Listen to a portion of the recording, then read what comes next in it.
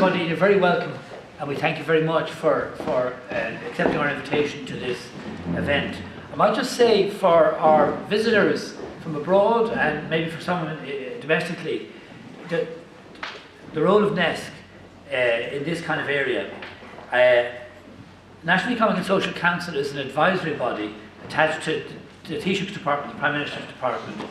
And the Council consists of representatives of the social partners, employers, trade unions, social pillar, farm organisations, and in more recent times, an environmental pillar.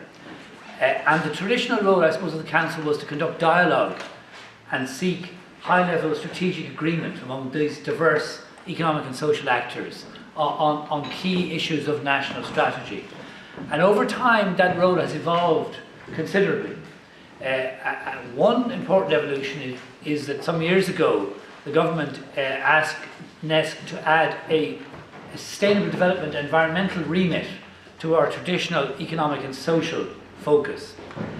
But there are other changes which are relevant to the kind of work we're doing today. A set of changes in the economy, in the society, and in public governance meant that the kind of work we do and the way in which dialogue among these diverse actors is conducted has evolved. Increasingly, governments internationally have to engage more directly with economic and social actors, and not only through the peak associations that are represented on our council. In many countries, the making of policy and its implementation and its review are much more closely entwined than they used to be. So the notion of, if you like, of high-level plans being passed for implementation has sort of ceded. Economic and social and environmental issues are deeply entwined, and it seems impossible to address any one of them without dealing with the others. And overall, there's sort of increased level of uncertainty on many fronts, cognitive uncertainty, but also policy uncertainty, socio-political uncertainty, means that high-level strategies and blueprints are less easily attained and less, in a sense, useful. And that's relevant because in reflecting those kinds of changes, but working within the structure of our council, our work now our work methods contain a few sort of roles which are not traditional to us. And one is hosting policy debates and workshops involving networks of practitioners, researchers, experts and others in developing and debating policy options at an early stage. A second role, which is now kind of codified, is our role in identifying and mapping emergent innovation and experiences in the public system, in the economy, in the environment and in society. Innovations that give insight to new ways of addressing challenges and exploring ways in which these innovations might be generalized.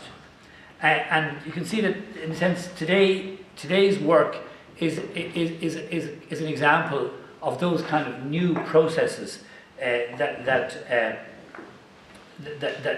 now are within our work remit. One of the terms we use for this change is that we've become something of an interpretive policy actor, that our role is to interpret back to various economic and social actors, but also to government and policy, what seem like emergent patterns and emergent possibilities. Now, on the Sustainable Development remit, which we've acquired some years ago, we've undertaken a range of work. Climate change, first and foremost, wind energy, and the challenge of getting community acceptance and social buy-in to the wind energy and the energy transition. Infrastructure, housing has been a huge part of our work in recent years. Some work on natural capital is emerging. And then finally, this question of the circular economy, which we're discussing today. And the circular economy, as you all know better than I, is one of those kind of complex, paradoxical things. It doesn't exist at all if it doesn't exist in the actual practical work of a given organisation, whether it be a firm, a social organisation, or indeed a household. And yet, in the end, the circular economy is a systemic thing. It'll only be real and full when when there's a system change. And our friends in the Netherlands, particularly with transition thinking, have helped everybody to break down how would you think then about something which is essentially very local and practical but is conditional on systemic change. And with their concept of transitional socio-technical transitions, of landscape regimes, niches, I think they've really helped everybody to get a handle on how would you think, how might you act in this space. So our approach in starting work in the circular economy was, I suppose, to resolutely focus first and foremost on the niche level. And so Simon Rafferty, who works with the EPA, we asked Simon to undertake a series of case studies and to reflect on them, and then to bring that reflection to a group such as this. And so it's really his work that we're discussing today.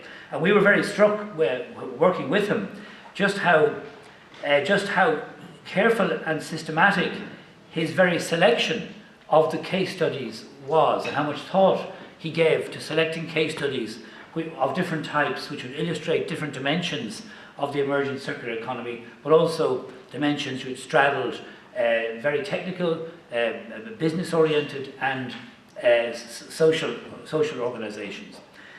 So Simon's going to outline very briefly his work, and then we have a panel to respond to it. Cecil Connaughty is a quality development manager at Wellman International, which is Europe's leading producer of high-quality polyester fibres.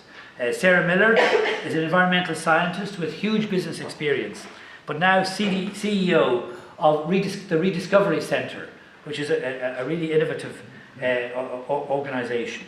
Kevin McCabe is a facility operations manager in Enrich, Ireland, which is one of the case studies that Simon studied and talked to, and they're in the compost and soil business.